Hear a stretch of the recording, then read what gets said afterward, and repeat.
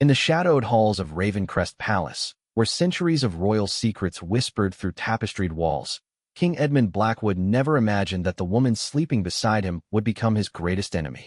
For 30 years, Queen Consort Victoria had smiled at state dinners, curtsied to foreign dignitaries, and played the perfect royal wife. But when the beloved Queen Mother Margaret passed away, leaving behind a treasure trove of priceless artifacts and ancient family heirlooms, Victoria's mask finally slipped. What began as grief over a mother-in-law's death quickly transformed into a calculated scheme that would shake the very foundations of the monarchy. As palace staff whispered about missing jewelry and altered legal documents, King Edmund found himself facing an impossible choice: protect his crown or protect his marriage.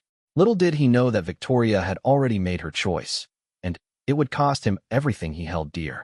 The kingdom of Aldermore was about to witness a royal scandal that would make headlines around the world, as a trusted queen consort revealed her true nature, and a king learned that sometimes the greatest threats come from within the palace walls. The morning mist hung heavy over Ravencrest Palace as King Edmund Blackwood stood at his office window, watching the first rays of sunlight pierce through the ancient oak trees that had guarded the royal grounds for over 400 years. His reflection stared back at him from the glass, showing a man of 58 years whose silver hair and weathered face told the story of 3 decades on the throne. Today marked exactly 1 month since his beloved mother, Queen Mother Margaret, had passed away peacefully in her sleep, and the weight of her absence pressed down on his shoulders like a lead cloak. Edmund had always been close to his mother. Even after he married Victoria Ashford 28 years ago, bringing her from a minor noble family into the heart of the royal establishment, Queen Mother Margaret had remained his most trusted advisor and confidant. She possessed a sharp mind for politics and an even sharper instinct for reading people's true intentions. Over the years, she had guided him through countless crises, from economic downturns to international diplomatic incidents, always with wisdom that seemed to come from centuries of royal bloodline experience. The funeral had been a grand affair, attended by royalty from across Europe, heads of state, and thousands of mourners who lined the streets of the capital city of Aldermore. Victoria had played her part perfectly, dressed in elegant black, dabbing at her eyes with a lace handkerchief at appropriate moments, and accepting condolences with the grace expected of a queen consort. To the outside world, she appeared to be grieving alongside her husband, sharing in the collective loss of a woman who had been the kingdom's grandmother figure for over 30 years. But Edmund had noticed something different about Victoria in the days following the funeral. There was an energy about her, a barely contained excitement that seemed inappropriate for someone in mourning. She had taken to spending long hours in Queen Mother Margaret's private chambers, claiming she was helping to organize the late queen's personal effects. When Edmund offered to assist or send palace staff to help, Victoria politely but firmly declined, insisting that such intimate work should be handled by family members only. "I want to make sure everything is cataloged properly," Victoria had told him just 3 days earlier, her green eyes not quite meeting his gaze. "Your mother had so many beautiful pieces, and I want to ensure they're all accounted for before we begin the formal estate proceedings." Edmund had found her reasoning perfectly logical at the time. Victoria had always been meticulous about organization, and Queen Mother Margaret did indeed possess an extensive collection of jewelry, art, furniture, and historical artifacts accumulated over her long life. Some pieces were personal gifts, others were formal state treasures, and still others were family heirlooms passed down through generations of Blackwood royalty. Sorting through such a collection would indeed be a monumental task requiring careful attention and respect. However, as the days passed, Edmund began to notice odd changes in the palace routine. Staff members who had worked in Queen Mother Margaret's wing for years were suddenly being reassigned to other duties. Victoria had personally selected a small team of newer employees to assist with the estate organization, people who owed their positions to her recommendations and whose loyalty lay clearly with the queen consort rather than the crown itself.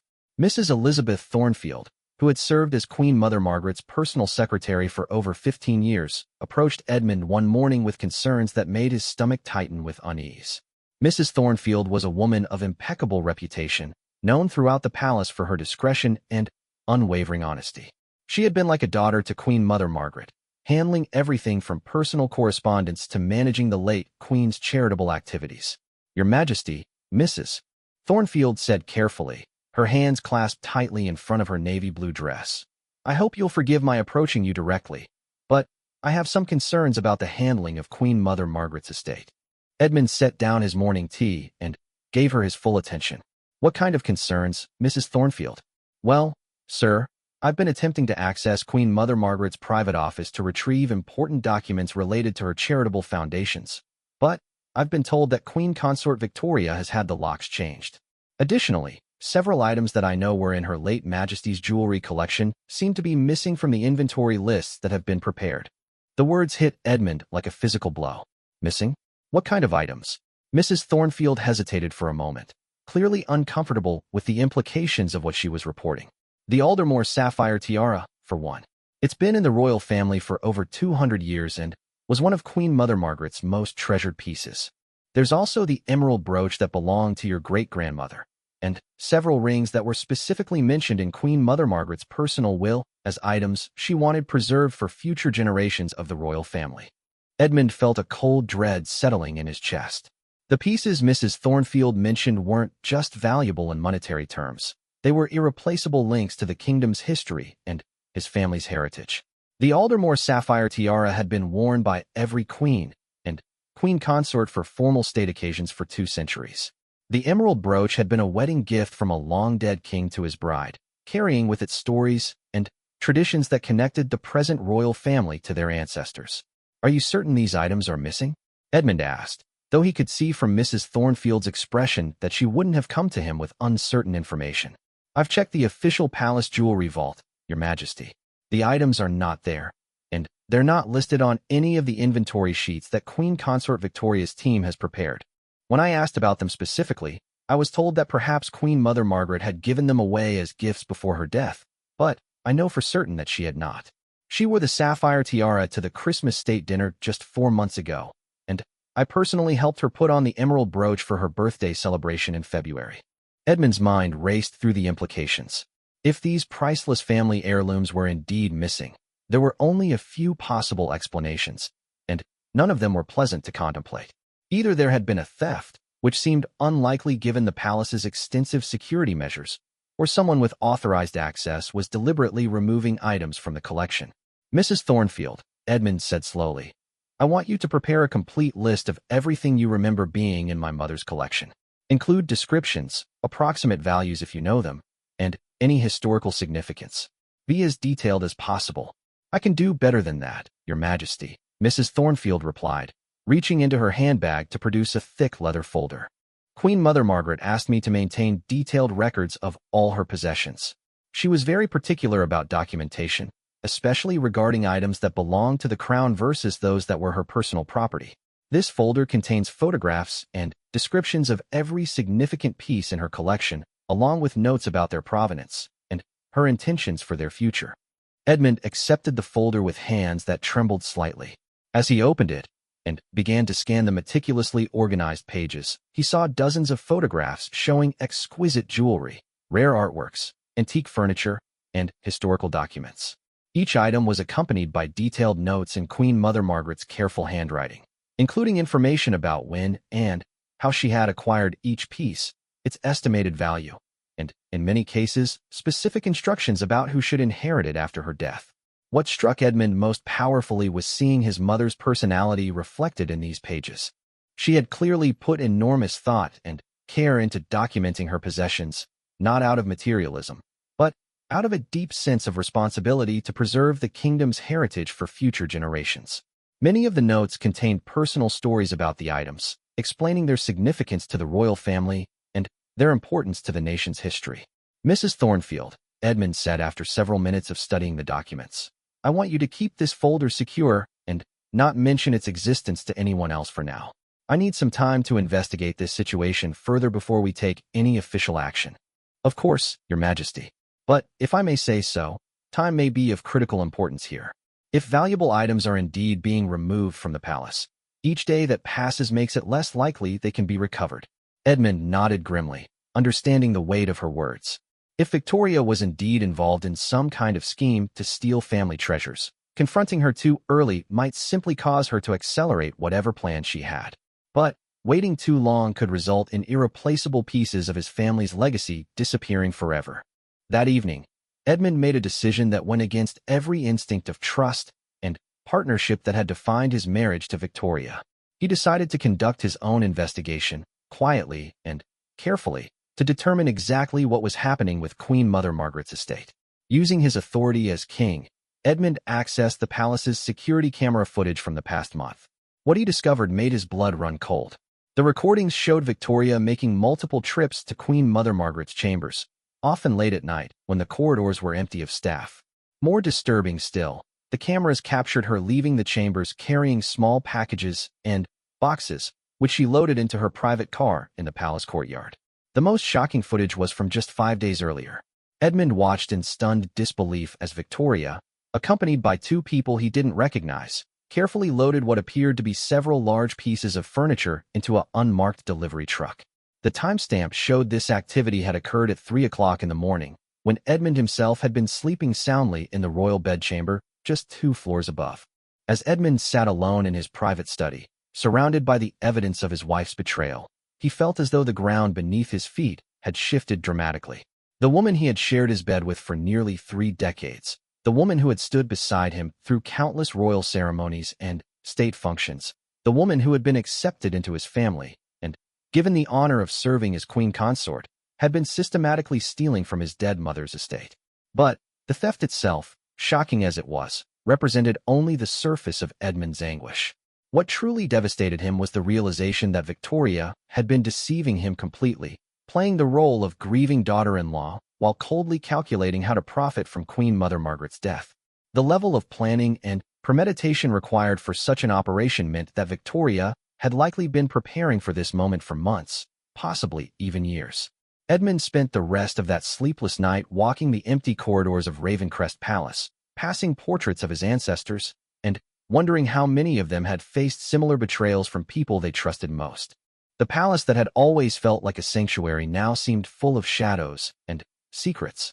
Every room held memories of Victoria, every hallway echoed with her laughter from happier times, making it impossible for Edmund to escape the magnitude of what he had discovered. As dawn broke over the palace grounds, Edmund stood once again at his office window, but this time he was not the same man who had watched the sunrise just 24 hours earlier. He was a king who had learned that his crown could not protect him from the most personal and painful forms of betrayal, and he knew that the decisions he made in the coming days would determine not only the fate of his marriage, but the integrity of the monarchy itself. The revelation of Victoria's midnight activities marked only the beginning of Edmund's investigation into what was rapidly revealing itself to be a far more complex and disturbing situation than he had initially imagined. Over the following week, Edmund found himself living a double life within his own palace, maintaining the appearance of a grieving son and devoted husband while secretly gathering evidence of his wife's betrayal. Using his royal prerogatives and the assistance of trusted palace security personnel, Edmund began to piece together a timeline of Victoria's activities that painted an increasingly damning picture. The security chief, Commander James Hartwell, had served the royal family for over 20 years and had earned Edmund's complete trust through his discretion and unwavering loyalty. When Edmund approached him with his concerns, Commander Hartwell immediately understood the delicate nature of the situation and the potential ramifications for the monarchy. "Your Majesty," Commander Hartwell said during a private meeting in Edmund's secure office, "I've reviewed all available footage and cross-referenced it with entry logs and staff schedules. What we're seeing appears to be a carefully orchestrated operation that has been in planning stages for several months, possibly longer." Edmund leaned forward in his leather chair, his hands clasped tightly on the mahogany desk that had served Blackwood kings for generations. "What exactly have you discovered?" Commander Hartwell opened a thick file folder and spread several photographs across the desk. The images showed Victoria at various times and locations within the palace, but what made them significant was the presence of the same unknown individuals who had appeared in the late-night furniture removal footage. These 2 individuals have been identified as Marcus Ashford and Caroline Ashford, Queen Consort Victoria's nephew and niece respectively. According to our background checks, Marcus operates what he calls an antique consultation business from London, while Caroline works as an art appraiser specializing in European historical pieces. What's particularly interesting is that both of them have been frequent visitors to the palace over the past 6 months, always at Victoria's personal invitation. Edmund studied the photographs carefully, noting how Victoria appeared relaxed and conspiratorial with these family members, often gesturing toward specific objects and artworks as they walked through Queen Mother Margaret's chambers. The body language in the images suggested detailed discussions and planning, not casual family visits. Have you been able to determine what specific items they've removed from the palace? Edmund asked, though he dreaded the answer. We've documented at least 15 separate occasions when packages, boxes, or furniture pieces were transported from Queen Mother Margaret's chambers to vehicles in the courtyard. Based on the size and handling requirements of these items, we estimate they've removed everything from small jewelry pieces to significant furniture and artwork. The total value is likely in the millions of pounds. The financial implications were staggering, but Edmund found himself more concerned with the historical and emotional significance of the stolen items. These weren't just expensive objects. They were tangible links to his family's past and his nation's heritage. Each piece carried stories and memories that connected the present royal family to centuries of predecessors who had built and maintained the kingdom of Aldermore. Commander Hartwell continued his briefing with additional disturbing information. We've also discovered that Victoria has been in communication with several international auction houses and private collectors. Phone records show multiple calls to firms in New York, Hong Kong, and Geneva, all of which specialize in high-end estate sales and private transactions for wealthy clients who prefer anonymity. Edmund felt his stomach clench with the realization that Victoria wasn't simply taking these items for personal enjoyment or even to keep within her family. She was planning to sell them, to scatter his family's treasures to private collectors around the world where they would disappear forever from public view and royal heritage. "There's more, Your Majesty," Commander Hartwell said, his expression growing even more serious. "We've discovered evidence that Victoria has been systematically altering documentation related to Queen Mother Margaret's estate. She's had access to your mother's personal legal documents, including preliminary versions of her will, and we believe she may have made unauthorized changes to inventory lists and ownership records." This revelation struck Edmund like a physical blow. Document forgery and estate fraud were serious criminal offenses that could result in imprisonment even for members of the royal family. The fact that Victoria had been willing to risk such consequences suggested that her scheme involved far more valuable items than Edmund had initially suspected. "I need you to expand this investigation," Edmund told Commander Hartwell, his voice steady despite the turmoil he felt inside. "I want to know everyone involved, every item that's been taken, and every detail of how they've been disposing of these treasures. But I also need absolute discretion. If Victoria becomes aware of our investigation before we have complete evidence, she might accelerate her activities or destroy important documentation." Over the next several days, Edmund found himself studying his wife with new eyes, looking for signs of the deception and calculation that had apparently been hidden beneath her familiar facade for months or even years. Victoria continued to play her part as the devoted queen consort, attending official functions, meeting with charitable organizations, and maintaining her public schedule as though nothing had changed. But Edmund now noticed subtle details that had previously escaped his attention. Victoria seemed unusually interested in discussions about Queen Mother Margaret's estate proceedings, always steering conversations toward questions about timelines and legal processes. She frequently mentioned how important it was to handle everything properly and ensure Queen Mother Margaret's wishes were respected, statements that now seemed like calculated attempts to appear cooperative while actually controlling the narrative. Most disturbing of all was Victoria's behavior during their private moments together. She continued to share Edmund's bed, to kiss him goodnight, and to discuss routine matters of palace life as though their marriage remained the partnership it had always appeared to be. The level of emotional compartmentalization required for such performance suggested a capacity for deception that Edmund found deeply unsettling. 3 weeks after beginning his investigation, Edmund received a report from Commander Hartwell that confirmed his worst fears and added new dimensions to the scope of Victoria's betrayal.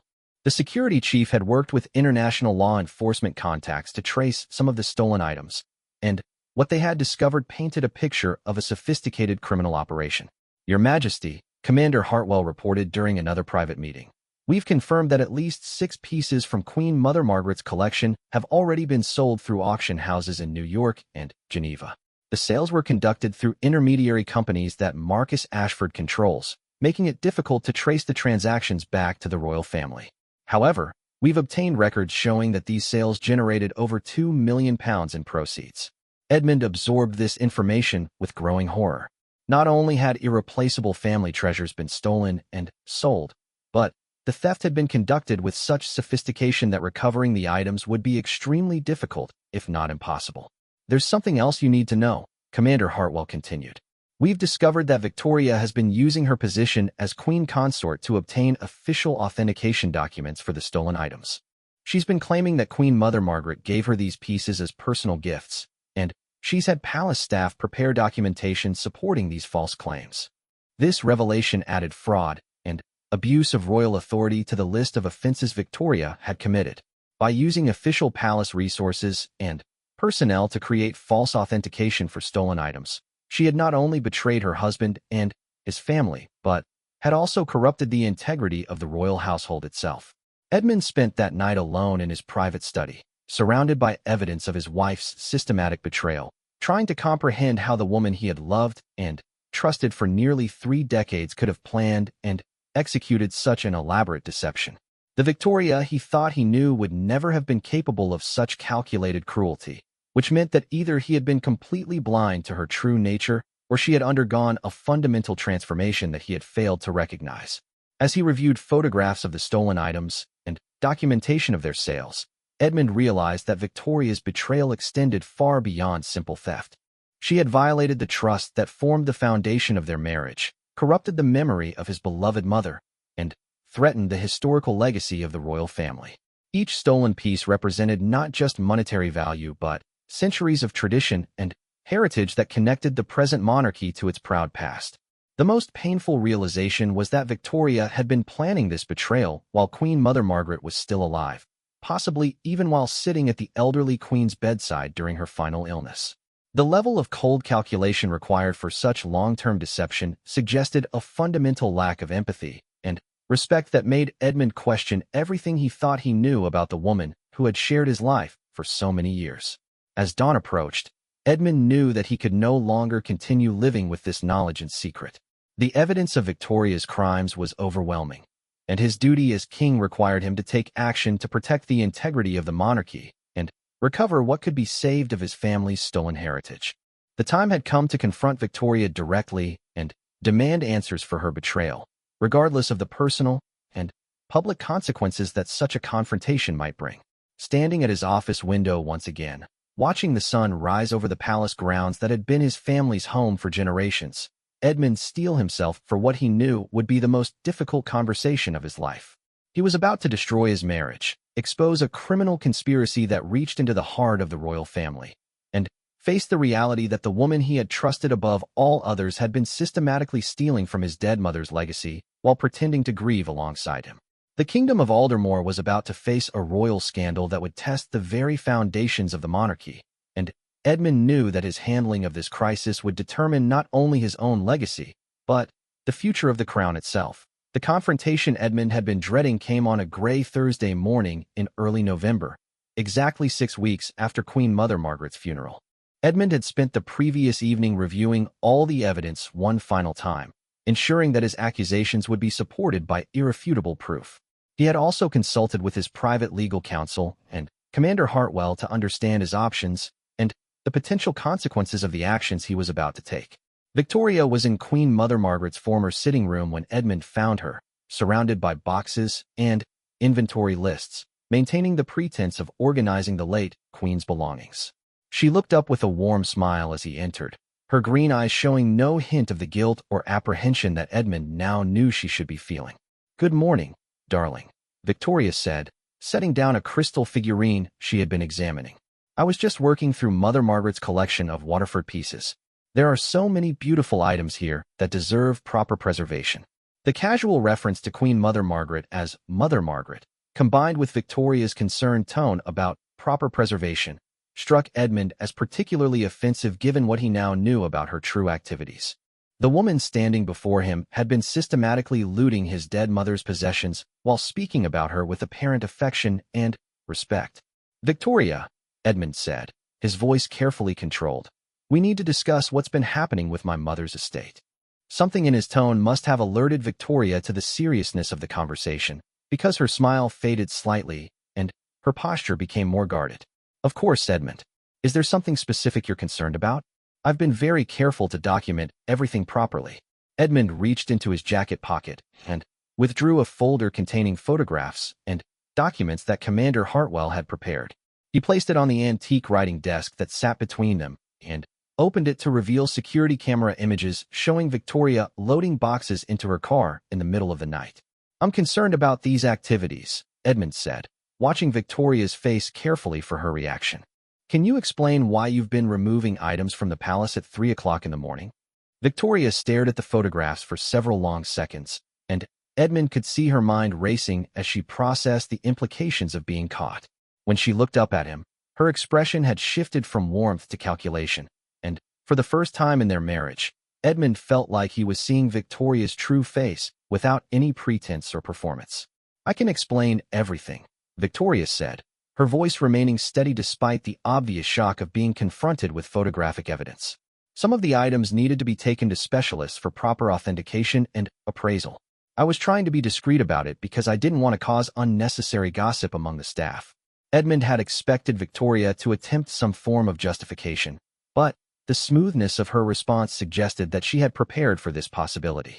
Her ability to lie so convincingly while looking directly into his eyes was perhaps more disturbing than the theft itself. Authentication for what purpose?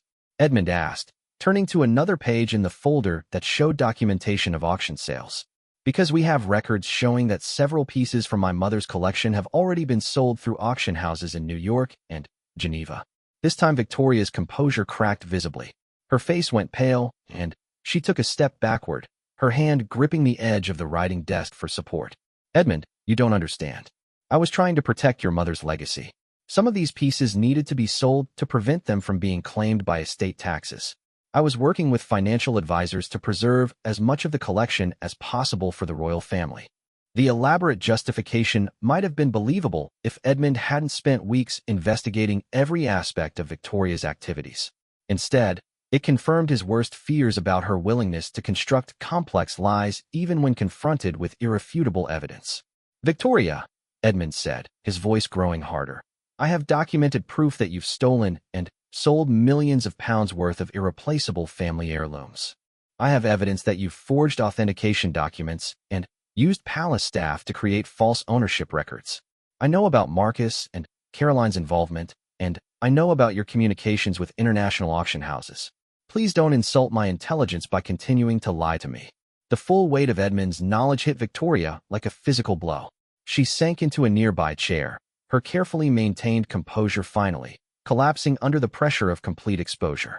For several minutes, she sat in silence, staring at the floor while Edmund watched the woman he had loved for nearly 3 decades transform before his eyes into someone he no longer recognized. How long have you known? Victoria finally asked, her voice barely above a whisper. Long enough to understand the full scope of what you've done, Edmund replied. What I don't understand is why. We've never lacked for money or security. You've been given every privilege and honor that comes with being queen consort. Why would you risk everything to steal from my dead mother? Victoria looked up at him with eyes that now seemed cold and calculating rather than warm and loving. You wouldn't understand, Edmund. You've never had to worry about your future or your family's security. You were born into this life, born to inherit everything without question. But I've always been an outsider here, always dependent on your generosity and the whims of royal protocol. The response revealed a resentment that Victoria had apparently been harboring for years, hidden beneath the surface of their marriage like poison slowly spreading through healthy tissue. Edmund realized that he had been living with a stranger who had been performing the role of devoted wife, while secretly nursing grievances and planning for opportunities to benefit herself at his expense. My mother welcomed you into this family, Edmund said, struggling to keep his voice level. She treated you as a daughter, defended you to critics, and included you in every important family decision. How can you speak of being an outsider when she gave you nothing but love and respect? Victoria's laugh was bitter and harsh, completely unlike any sound Edmund had heard from her before. Love and respect? Your mother tolerated me because she had no choice. I was never good enough for her precious son, never quite refined enough or royal enough to truly belong here. Every kindness came with subtle reminders of my inferior status. Every inclusion came with conditions and expectations. Edmund felt as though he was hearing about a completely different person than the Queen Mother Margaret he had known and loved. His mother had never expressed anything but affection for Victoria, had consistently praised her contributions to royal duties, and had frequently mentioned how grateful she was that Edmund had found such a devoted partner. Either Victoria was projecting her own insecurities onto innocent interactions, or she had been hiding her true feelings about his mother for their entire marriage. Even if you felt unappreciated, Edmund said, how does that justify stealing from her estate? How does it justify betraying the trust of everyone in this family and putting the reputation of the monarchy at risk? Victoria stood up from the chair, and Edmund could see that her initial shock was giving way to defiance and anger.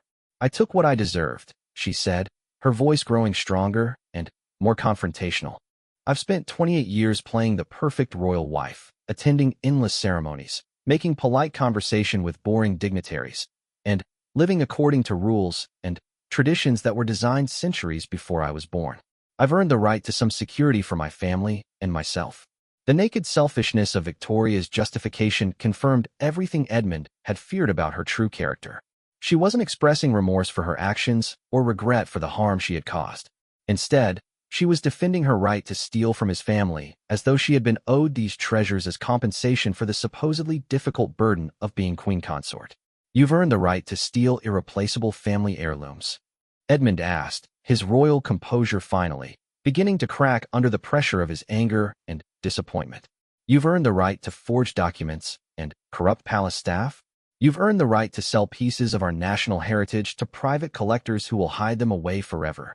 Victoria's response revealed the depth of her disconnect from the values that Edmund had always believed they shared. Those pieces were just sitting in rooms that hardly anyone ever sees, gathering dust while their value increases. At least now they're generating money that can be put to practical use instead of just serving as symbols of outdated privilege.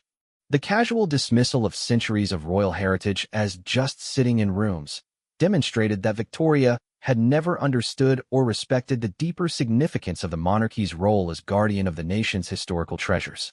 To her, these priceless artifacts were simply valuable objects to be converted into cash when convenient, with no regard for their irreplaceable cultural and historical importance. Edmund realized that he was not just facing a criminal who had stolen from his family, but a person whose fundamental values and character were incompatible with everything the monarchy represented. Victoria had lived in the heart of the royal establishment for nearly 3 decades without ever truly understanding or embracing the responsibilities and ethics that came with that privilege. Victoria, Edmund said, his voice heavy with the weight of finality, I want you to understand what you've done. You haven't just stolen objects. You've betrayed the trust that forms the foundation of this institution. You've corrupted the memory of my mother's death and turned her funeral into an opportunity for personal profit. You've put at risk everything my family has built over centuries. Victoria's face showed no sign of remorse or understanding. Instead, she seemed to be calculating her options, looking for ways to minimize the consequences of her exposure or perhaps even to continue justifying her actions. What are you planning to do? Victoria asked, and Edmund could hear the underlying concern in her voice about her own future rather than any worry about the damage she had caused to his family or the monarchy. Edmund looked at the woman who had shared his bed and his throne for 28 years, and realized that their marriage had been built on a foundation of deception that ran far deeper than just the recent theft. Victoria had apparently been performing the role of devoted wife and queen consort while harboring resentments and plotting for personal advantage, making their entire relationship a lie. I'm going to do what my duty as king requires me to do, Edmund replied. I'm going to protect the integrity of this monarchy and ensure that those who have betrayed it face appropriate consequences. The confrontation that Edmund had dreaded for weeks was ending not with remorse or reconciliation, but with the complete destruction of any remaining trust or affection between them. As he looked at Victoria's defiant face, Edmund knew that their marriage was over and that the coming days would bring challenges that would test every aspect of his leadership and character. The hours following Edmund's confrontation with Victoria passed in a blur of urgent meetings, legal consultations, and crisis management planning that would determine the future of both the monarchy and the Kingdom of Aldermore. Edmund found himself facing the most complex and personally devastating decision of his 30-year reign, one that would require him to choose between protecting his marriage and protecting the institution he had sworn to serve. Commander Hartwell had immediately increased security throughout the palace, ensuring that Victoria could not remove any additional items or destroy evidence of her crimes.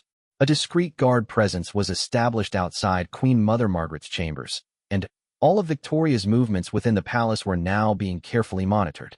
The investigation had expanded to include forensic accountants and international law enforcement specialists who were working to trace the full extent of the stolen items and their current locations. Edmund's private legal counsel, Sir William Pembroke, had served the royal family for over 2 decades and was known throughout the legal establishment for his expertise in matters involving the monarchy and estate law. His preliminary assessment of the evidence was sobering and comprehensive, outlining the full range of criminal charges that could potentially be brought against Victoria and her accomplices. "Your Majesty," Sir William reported during an emergency meeting in Edmund's secure office, "based on the evidence we've reviewed, Queen Consort Victoria could face charges including grand theft, fraud, forgery, conspiracy, and abuse of public office. The monetary value of the stolen items appears to exceed £5 million, which places these crimes in the most serious categories under British law." The legal implications were staggering, but Edmund found himself more concerned with the political and personal ramifications of pursuing criminal charges against his own wife. A public trial would expose the royal family to unprecedented scrutiny and potentially damage the monarchy's reputation for generations to come. "What are our options for handling this situation discreetly?" Edmund asked, though he suspected that the scale of Victoria's crimes might make private resolution impossible. Sir William hesitated before responding, clearly aware of the delicate balance between legal requirements and royal prerogatives. "Theoretically, Your Majesty, you could handle this as an internal family matter, demanding the return of stolen items and the voluntary dissolution of the marriage without public disclosure. However, given that several stolen pieces have already been sold to international buyers, and given that palace staff were involved in creating fraudulent documentation, complete discretion may not be possible." Edmund understood the implications of Sir William's careful phrasing. The theft had grown beyond a simple family dispute into a criminal conspiracy that had corrupted official palace operations and involved multiple jurisdictions.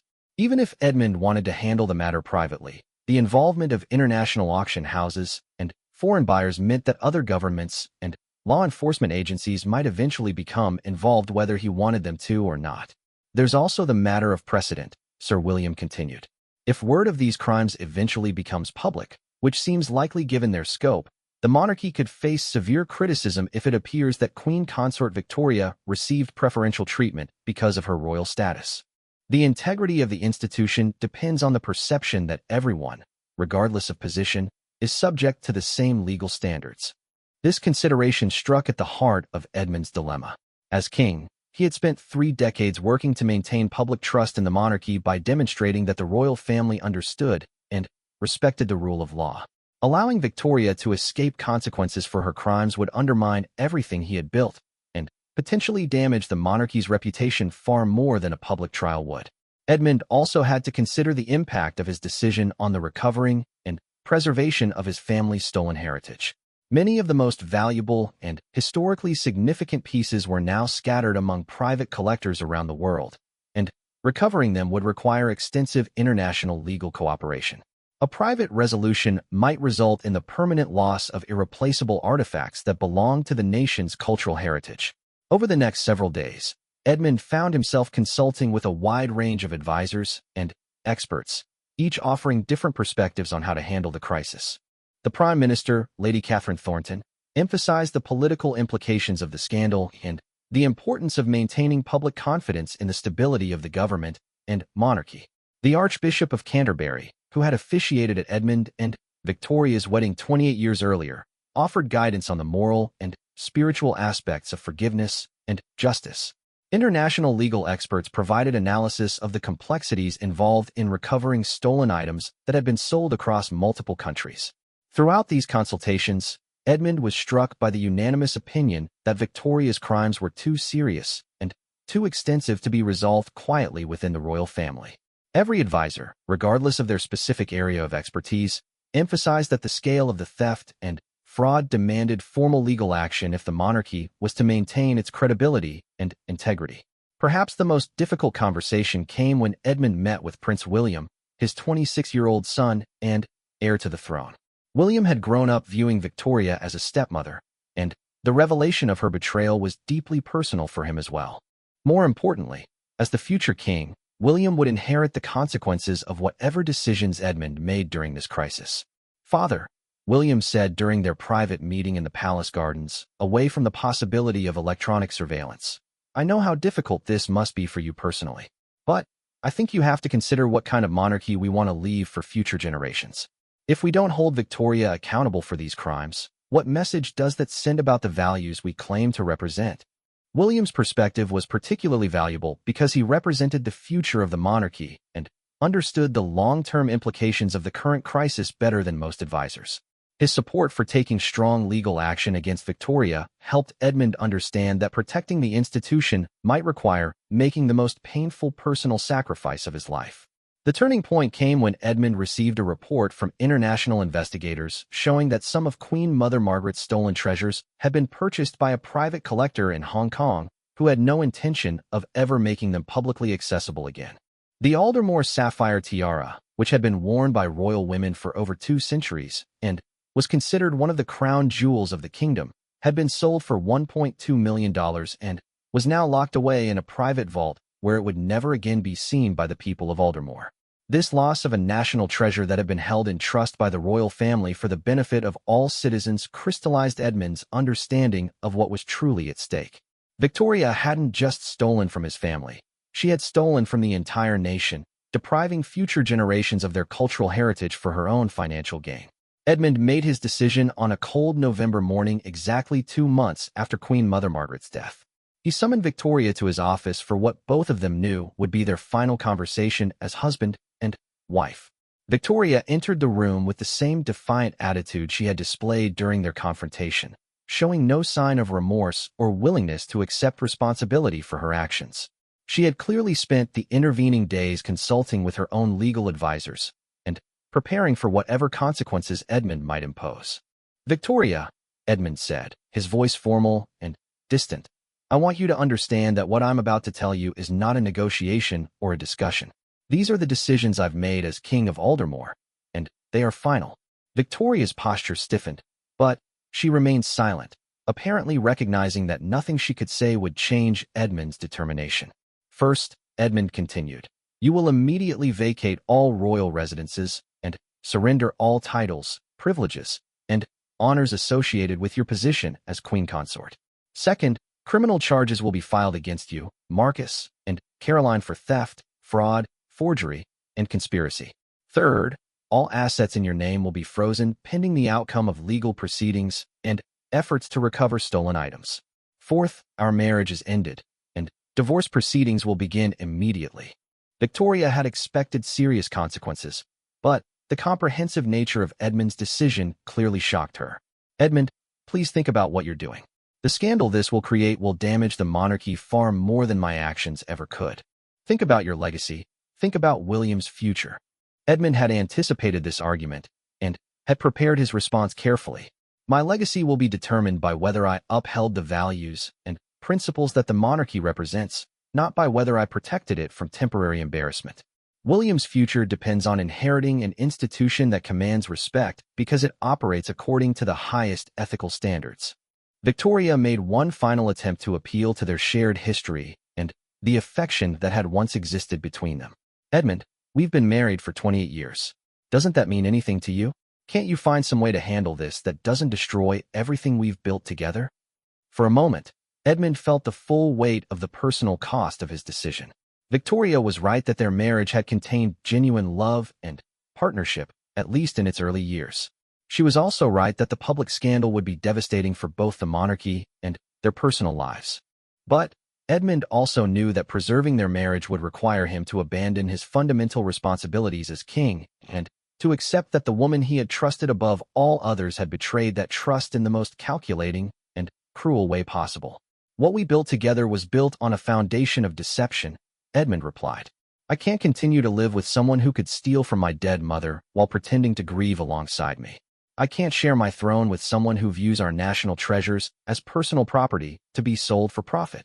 Victoria's last words as queen consort revealed the fundamental disconnect that had made their marriage ultimately incompatible with the demands of royal duty. "You're choosing your crown over your wife?" she said bitterly. Edmund's response reflected the wisdom and maturity he had developed over 3 decades of royal service. "I'm choosing the values that the crown represents over personal convenience. That's what being king means." As Victoria left the office for the final time, Edmund knew that he had just made the most difficult and most important decision of his reign. The coming months would bring public scandal, legal battles, and intense media scrutiny that would test every aspect of his leadership. But he also knew that he had protected the integrity of the monarchy and ensured that future generations would inherit an institution that commanded respect because it refused to compromise its principles, even when doing so came at enormous personal cost. The announcement of Queen Consort Victoria's expulsion from the royal family and the criminal charges against her sent shockwaves throughout the kingdom of Aldermore and reverberated across international media outlets around the world. Edmund had chosen to make the announcement himself in a televised address to the nation, believing that the gravity of the situation required direct communication from the crown rather than statements through official spokespersons. Standing behind the same podium where he had announced his mother's death just 2 months earlier, Edmund faced the cameras with the dignity and composure that had characterized his 30-year reign. His statement was carefully crafted to explain the situation while maintaining the respect for legal proceedings and the privacy of all involved parties. "My fellow citizens," Edmund began, his voice steady despite the enormous personal cost of the words he was about to speak.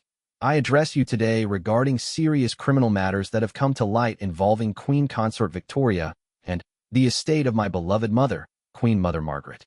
After thorough investigation, evidence has emerged of systematic theft, fraud, and abuse of royal privilege that cannot be ignored or addressed privately. The king's decision to personally announce Victoria's crimes was unprecedented in modern royal history, and it immediately demonstrated his commitment to transparency and accountability. Rather than attempting to minimize or hide the scandal, Edmund was choosing to face it directly and honestly. The items stolen include irreplaceable artifacts and heirlooms that belong not just to the royal family, but to the cultural heritage of our entire nation, Edmund continued. These treasures were held in trust by the crown for the benefit of all citizens, and their theft represents a betrayal of that sacred responsibility. The televised address was watched by millions of people across Aldermore and around the world, many of whom had never witnessed such a direct acknowledgement of royal family criminal activity. Public reaction was swift and overwhelmingly supportive of Edmund's decision to pursue legal action rather than cover up the scandal. Lady Catherine Thornton, the Prime Minister, issued a statement immediately following Edmund's address, expressing the government's full support for the king's handling of the crisis. His Majesty has demonstrated the highest principles of leadership by ensuring that no one, regardless of position or status, is above the law. The monarchy's commitment to justice and accountability strengthens rather than weakens our constitutional system. The international media response was extensive and generally favorable to Edmund's approach. Major newspapers and television networks praised his transparency and his willingness to sacrifice personal relationships to maintain institutional integrity. The Washington Post editorial board wrote, "King Edmund's handling of this crisis demonstrates why constitutional monarchy, when practiced with genuine commitment to democratic values, can provide stable and principled leadership." However, the legal proceedings that followed proved to be complex and emotionally draining for everyone involved. Victoria hired one of London's most prominent criminal defense attorneys, Sir Marcus Blackwell, who immediately began challenging both the evidence against his client and the appropriateness of prosecuting a member of the royal family through ordinary criminal courts. The trial, which began 6 months after the initial charges were filed, became a media sensation that dominated headlines throughout the spring and summer. Every day brought new revelations about the scope of Victoria's scheme and the sophisticated methods she had used to steal and sell royal treasures. Testimony from auction house representatives, international investigators, and palace staff painted a picture of a criminal operation that had been planned and executed with remarkable attention to detail. Marcus and Caroline Ashford, Victoria's nephew and niece who had assisted in the thefts, had agreed to cooperate with prosecutors in exchange for reduced sentences. Their testimony provided crucial insider details about how Victoria had recruited family members to help her dispose of stolen items, and how she had used her royal status to authenticate fraudulent ownership claims. Perhaps the most damaging testimony came from Mrs. Elizabeth Thornfield, Queen Mother Margaret's former secretary, who described Victoria's behavior during the elderly Queen's final weeks. Victoria would visit Queen Mother Margaret's bedside and express such touching concern for her comfort and well-being, Mrs. Thornfield testified. Then, she would go directly to the Queen's private chambers to examine valuable items and make lists of what she wanted to take after the death. It was calculated and cold-hearted in a way I had never seen before. The trial also revealed the full extent of the financial damage caused by Victoria's crimes. Forensic accountants determined that the total value of stolen items exceeded £8 million, and the cost of international legal efforts to recover sold pieces had added another £2 million to the overall loss. More significantly, several of the most historically important pieces appeared to be permanently lost, having been purchased by private collectors who were unwilling to cooperate with recovery efforts. Edmund himself was required to testify during the trial, describing his discovery of the thefts and his decision to pursue criminal charges despite the personal and institutional costs. His testimony was dignified and factual, avoiding any expressions of personal bitterness while clearly establishing the severity of Victoria's betrayal. Queen Mother Margaret trusted Queen Consort Victoria completely, Edmund testified. She welcomed her into our family, shared her most precious possessions with her, and treated her as a beloved daughter.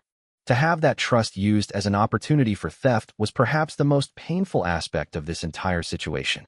The jury deliberated for 3 days before returning guilty verdicts on all charges against Victoria, Marcus, and Caroline. Victoria was sentenced to 7 years in prison, while her accomplices received shorter sentences in recognition of their cooperation with authorities.